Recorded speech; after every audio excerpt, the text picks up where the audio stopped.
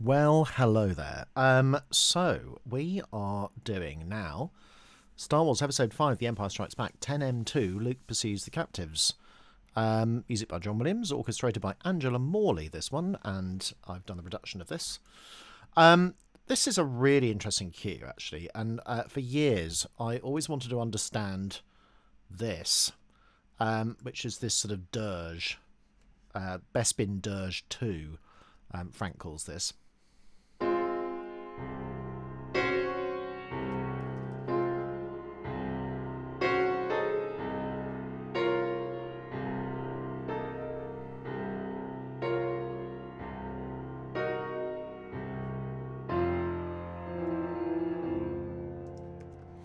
It's really remarkable, and it's really interesting. It's a funeral march, really. I mean, that's kind of what it is. And there are plenty of examples. You know, the sort of Chopin. You know, that one. And plenty of other sort of just generic sort of funeral things. Usually characterized by a sort of, you know, a downbeat bass drum.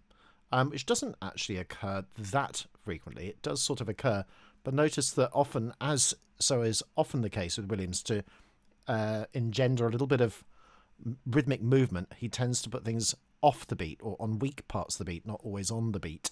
Sometimes they're on the beat, sometimes they're not on the beat, and he'll interchange them, which I find really fascinating, actually. So without further ado, let's go through it. So this is a segue immediately from something else, which is hence the bar numbering that I've sort of done. And we start off really with this sort of B flat, G flat oscillation. So it's sort of basically we get this sort of idea. Of course, it's it's only an implied key because everything's in unison, well, doubling rather. So I suppose we could call it a B flat, G flat oscillation. Dyads should never be underestimated in film music. We're obsessed with chords often, but actually just having two notes is quite frequent, particularly with Williams. We've seen it in the sort of major to major third. We've also seen it in actually minor seconds as well, which actually occurs right at the very, very end of this cue. Where we have this sort of very gnarly sort of actually it's a 3-5 chord, an 0-1-6 voicing. So if you go O, C, 1, 2, 3, 4, 5, 6, like that sort of Viennese Trichord.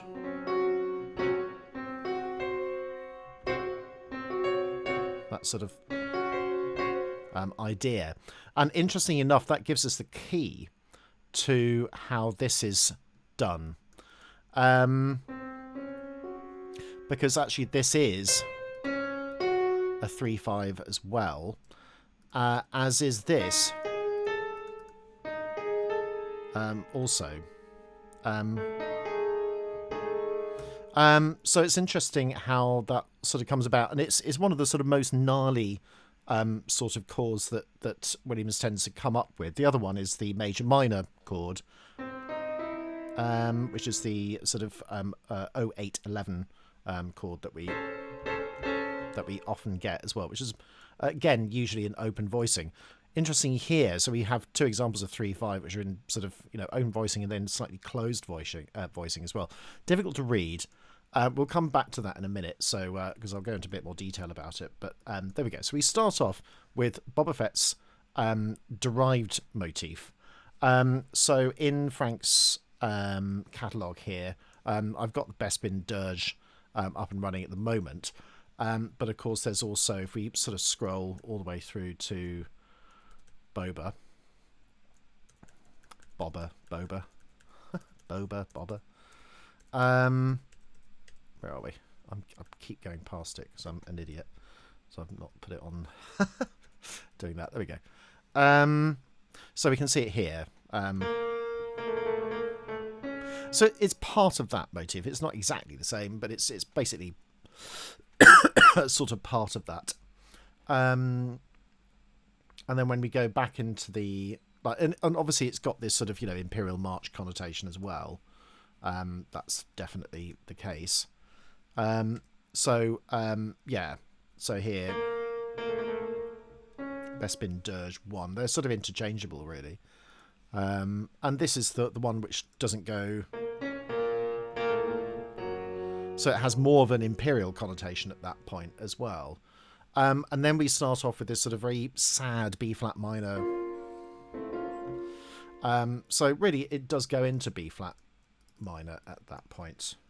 So by way of introduction, this is what happens, and it's a sort of pedal that goes all the way through that as well. So yeah, in terms of chords, block chords...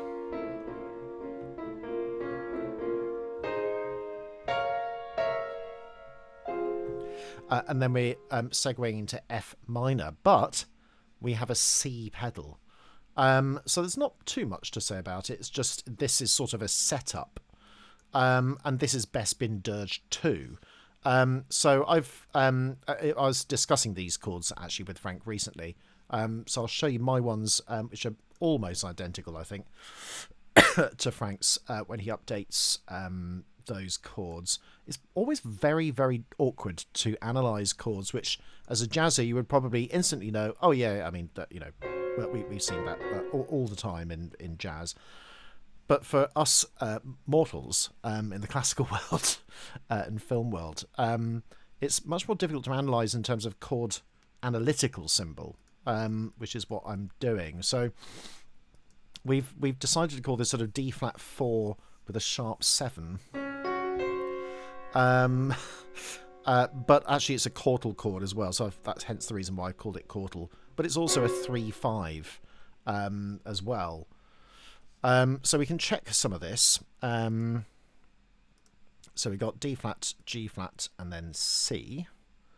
And that is there. There we go. 016, 35, and the prime form is 016 as well. Yeah, it has a name which is the Viennese Trichord. Again, if you go into the list of pitch class sets, it comes up with these sorts of things. The other one is 056, almost identical as well. Just a different version of the same thing, but exactly the same interval content. And it's interesting, you know, it's got one minor second, one augmented fourth, and one perfect fourth, which is all of its interval content. So very gnarly. So we're going from B flat into F. It sort of seems a very sort of traditional sort of, you know, tonic dominant type sort of thing. And then we've got that sort of dominant pedal. And that's a really wonderful leap, isn't it? In terms of voice leading, everything's leaping. And then... there we go. So it's all sort of fourths and fifths, really, those sorts of interval. Yeah, so we've got this sort of 3-5, and then this. So very gnarly. So it's unusual to have the, you know, it's what you're always told sort of to avoid, which is this semitone at the top. So B double flat is just the same as an A. So I'm going to put this, as we can do this, I'm going to put the keyboard on as well. There we go. So we've got those notes here highlighted in blue. That's clever. I haven't noticed that it do that before, but there we go. Which is quite useful. Yeah, that's what we've got.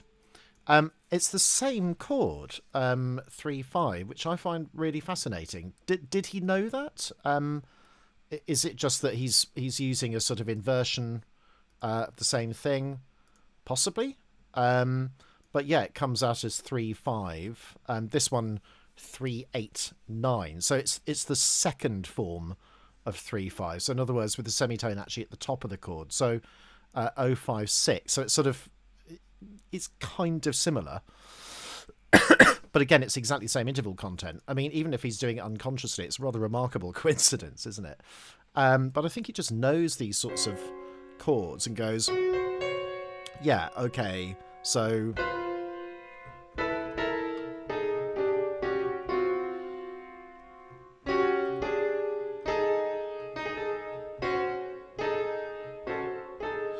and it's really remarkable that you've got 2 3/5s next to each other. One quartal and then the other sort of more close voicing, almost. All above this pedal C. And then he goes back, he goes on to B flat minor. And then another sort of quartal chord, in this case E flat 5 with a sharp 4. And then B flat, all above C. And then an E flat minor chord. And then to F as well. So that's why I put all above C pedal there. Let's just highlight that in red. It's a really fascinating sort of thing, isn't it? Just on the piano it sounds a bit strange, but I'll play it anyway.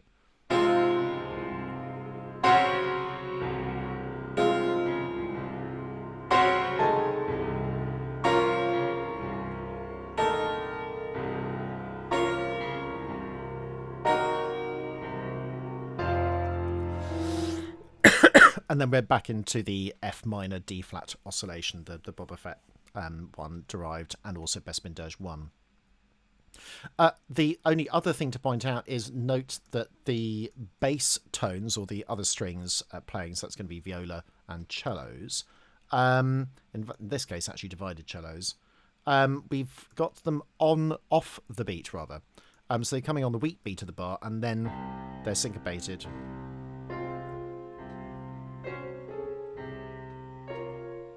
So just a little bit of sort of very basic counterpoint at that point. I think it just keeps the sway going, keeps the flow going quite nicely, which is important in all music, really. So we've gone from E flat to a no chord sort of F now, F minor, and D flat minor oscillation, which is that sort of, again, sort of imperial march. And then it sort of suddenly kicks off. So D flat Hungarian minor. So the reason I've done that is because it just sounds like it. So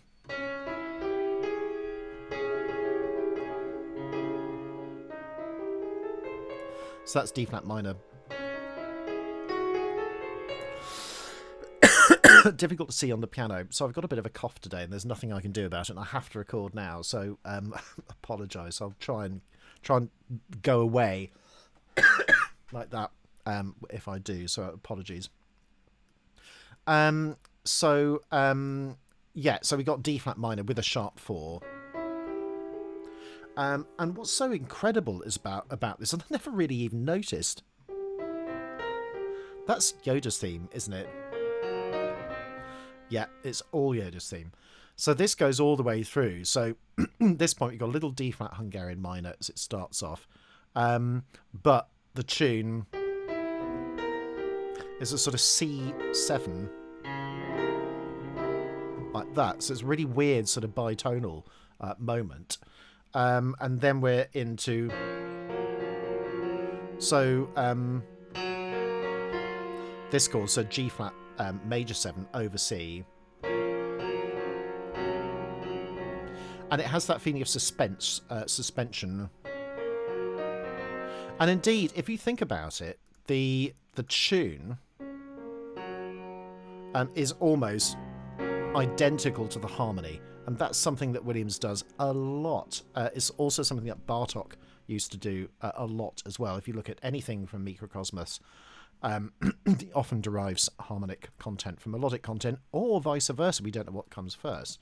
Obviously, this comes first because we've heard Yoda's theme before. And it's more of an unusual set, 520. Often he does 521. So it's just, it's that sort of that idea where you have a major chord with a sharp 4, but you also have the 7th as well. Yeah.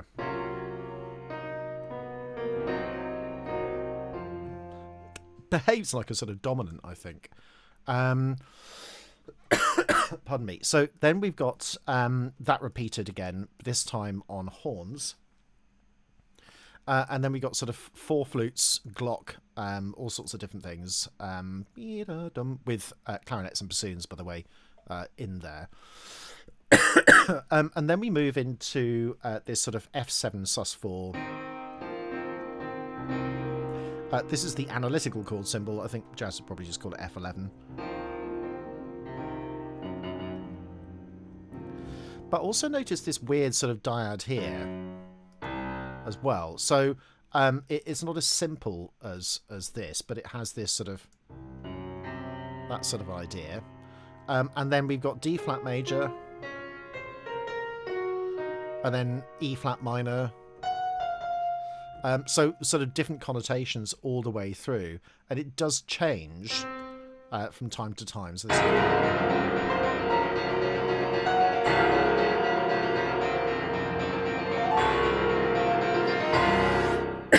and then a B flat minor, starting on the 7th degree of the scale. Is that B flat minor or B flat major?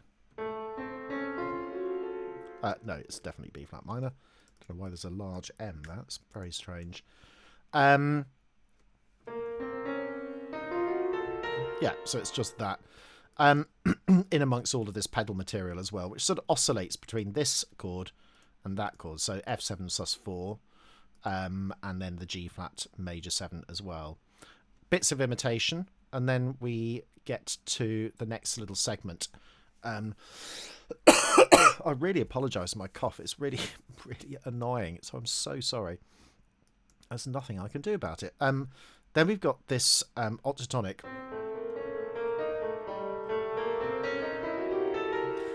So if you put all your fingers on the octatonic scale, it's easy to see why that's octatonic. But we also have C sharp minor over the over that as well, which is all done in duples, so in 2s, whereas all of this is in 3s as well. So we get this really weird sort of effect.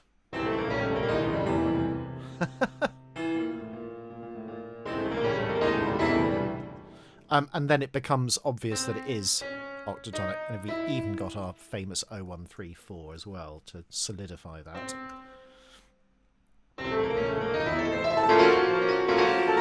Notice that he does break out of it, so often we're going into A minor. He often puts that idea of the leading note to whatever he needs to get to just before, even if it's not part of the octatonic scale. In fact, it is actually part of it, and we got that as a pivot note. And then we got these famous chords like that. So a 419 and 420. So B flat minor with the major 7th, but in 3rd inversion, and then B flat minor with a flat 6 in 2nd inversion, like that. In the horns, B flat minor, B flat Hungarian minor, a little bit of filigree going on at this point.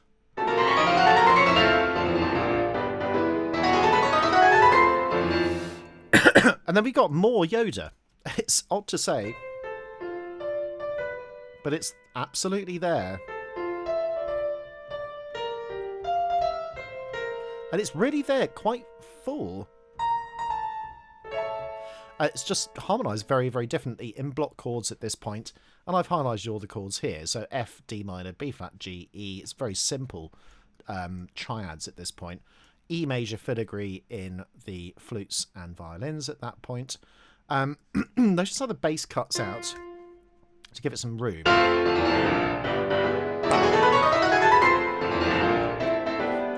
And notice that it doesn't start on the beat. It starts on the 2nd beat of the bar, the weak beat of the bar, 2nd beat of the bar, 2nd beat of the bar, 2nd beat of the bar, same, same, same, same, same, same, same. Half a beat into the bar, half a beat to the bar, 2nd beat to the bar, half a beat into the bar. This is how he generates rhythmic movement.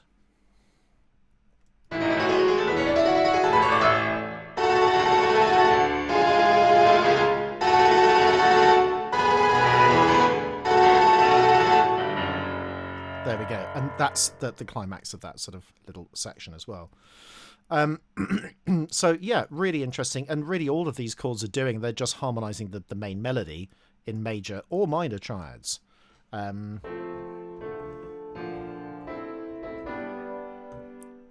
Second inversion. Yeah, because that works.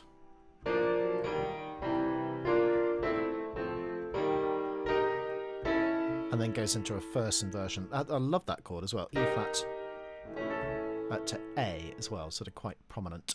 And we're just having sort of modulating through block chords at that point.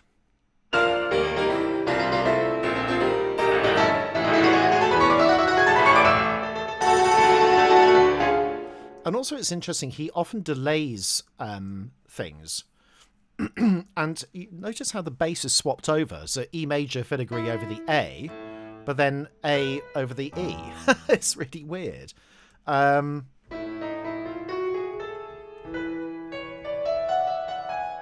then he eventually gets to the tonic. But he sort of delays it. It's quite clever. Because he needs to sort of tread water for a bar before he can get to the climax of the phrase. So that's why he reverses those notes. It's a really interesting way of doing it. So I like that. And then we're into D major, Yoda's theme. Here. D flat.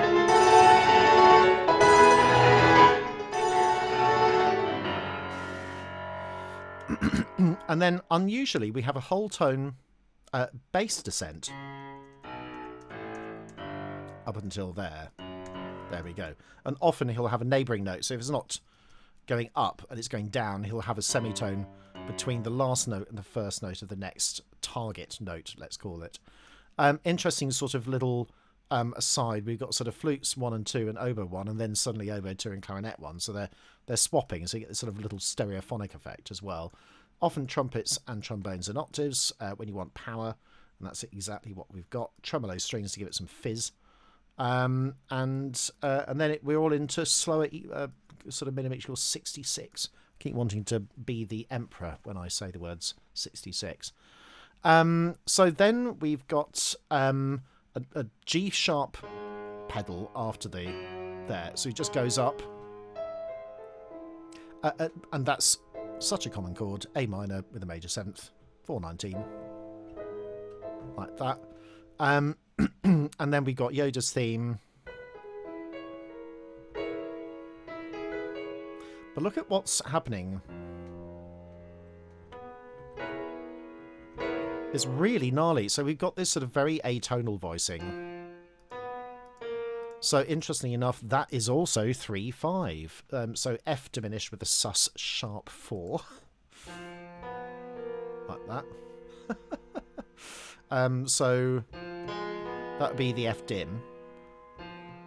And that's our sus 4, sus sharp 4. So it's really interesting. So it's interesting. So some of those notes are harmony notes. So the notes that are those notes, the end note and the starting note. It's really gnarly. These sort of stopped horns as well. Little passing note. A pedal. Same idea. And this was really, really interesting. So after that A pedal, we're suddenly in E flat. In as a first inversion. So it's this chord here. So that's nice that it's been pointed blue. And then we've got that as well.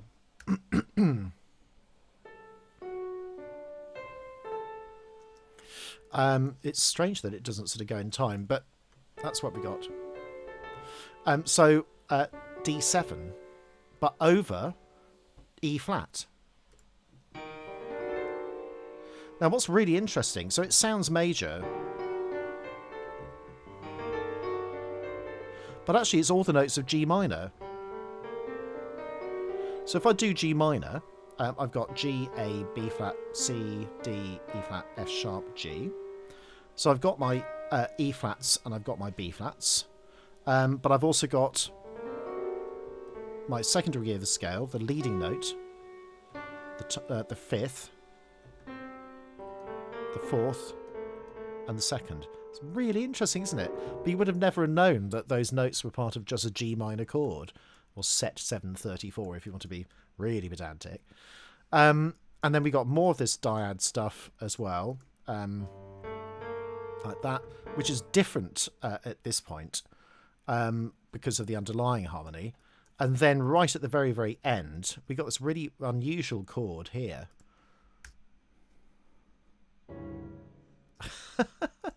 Play that again. Yeah, really, really weird. So G, D, G, C sharp, E as well. So interesting enough, if you try and play Yoda's theme, but you take out the B,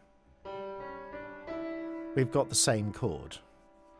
And he is verticalising it. And this is another thing that Williams tends to do, is we've seen it once before actually, is verticalising the theme and making it into a chord. When he wants to be sort of particularly obtuse or gnarly, is the time where he does it. Also, it's probably useful to know the original Q continued for another 29 bars, mostly sort of aleatoric, and then back to the material from bar 89. So if we have a look back at that one, so back to here, back to the sort of funeral bit, which is the highlight of the whole thing, I think.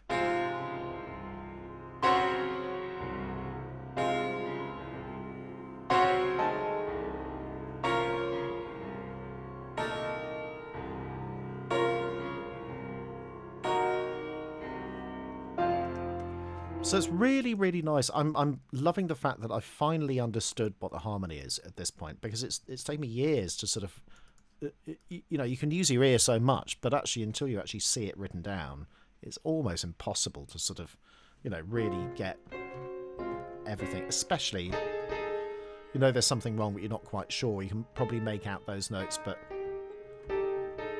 the B double flat with the A flat and the E flat, set 3-5. So the 016, the Viennese Trichord. So those are really the main sort of things. And then, of course, the sort of the harmonized Yoda theme, which happens over various sorts of oscillations or pedals as well. So that C pedal does appear quite a lot.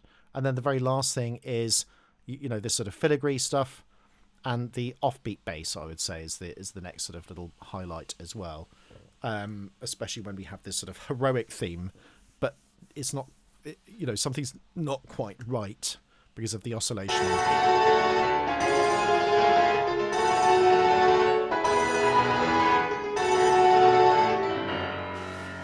It's this that chugs it along. If it was just, it's actually very difficult to do with just on the beat.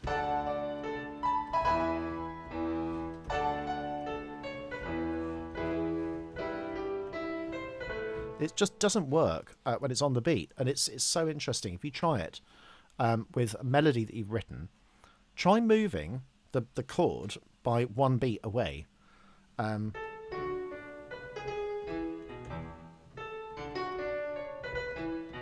Like that.